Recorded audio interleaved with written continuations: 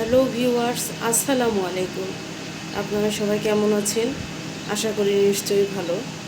তো আজকে আমি এখন কুমড়োর বড়ি রান্নার রেসিপিটা আপনাদের সাথে শেয়ার করব। আপনারা আমার সাথেই থাকুন। প্রথমেই আমি পেঁয়াজগুলো কেটে নিব।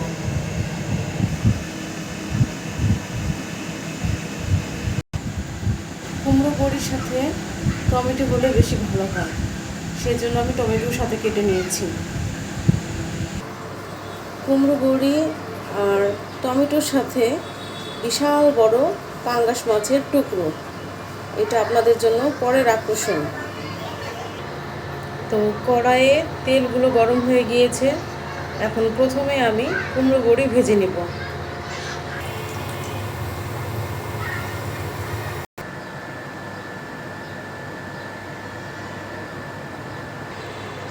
এখন আমি মাছ ভেজে নেব।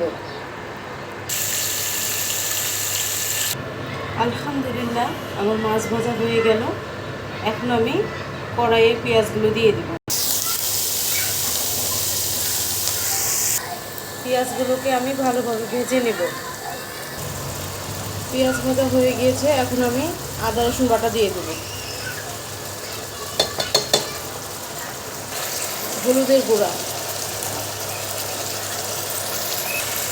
মরিচের গুঁড়া, স্বাদ মতো লবণ।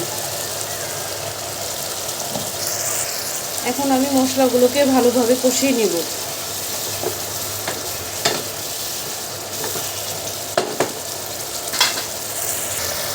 এই দেখুন বন্ধুরা, আমার মশলা কষানো শেষ, উপরে তেল ভেসে উঠছে।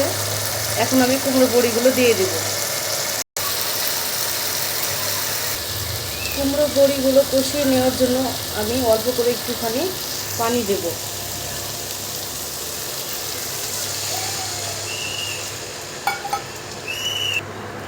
কুমড়ো বড়িগুলো কষানো হতে হতে আমি আপনাদের সাথে একটা কথা শেয়ার করব। সেটা হলো, এই যে শীতকালে চাল কুমড়ো পাকিয়ে যে কুমড়ো বড়ি বানানো হয়, সেই বড়িগুলো আমার মা এবং আমার শাশুড়ি উভয়ই বানিয়েছে। বানানোর পরে আমাদেরকে দিয়েছে তরকারির সাথে রান্না করে খাওয়ার জন্য। কিন্তু আমি আসলে একটু অলস মানুষ, এই বড়িগুলো আমি রান্না করে খাইতাম না। তো দেখতেছি একটু নষ্ট নষ্ট হওয়ার ভাব চলে আসছে। তো ভাবলাম যে আজকে সবগুলো রান্না করে ফেলি। কুমড়ো বড়িগুলো আমার কষানো হয়ে গিয়েছে। এখন আমি এর ভিতরে টমেটো এবং কাঁচামরিচ দিয়ে দিব।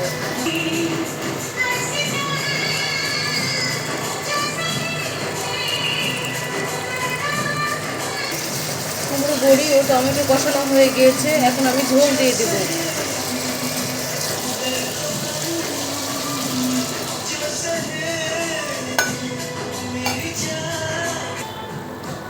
তরকারি বরফ চলে এসেছে। এখন আমি মাছ দিয়ে দেব। সব শেষে আমি এখন ভেজে রাখা জিরার গুঁড়া দিয়ে দেব।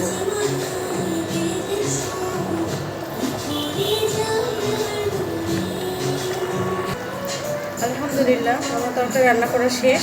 এখন আমি নামাবো। মাশাআল্লাহ, তরকারি অনেক সুন্দর হয়েছে। তো আপনারা কারা কারা এইভাবে কুমড়ো বড়ি দিয়ে তরকারি রান্না করে খান, অবশ্যই কমেন্টে জানাবেন। আল্লাহ হাফেজ।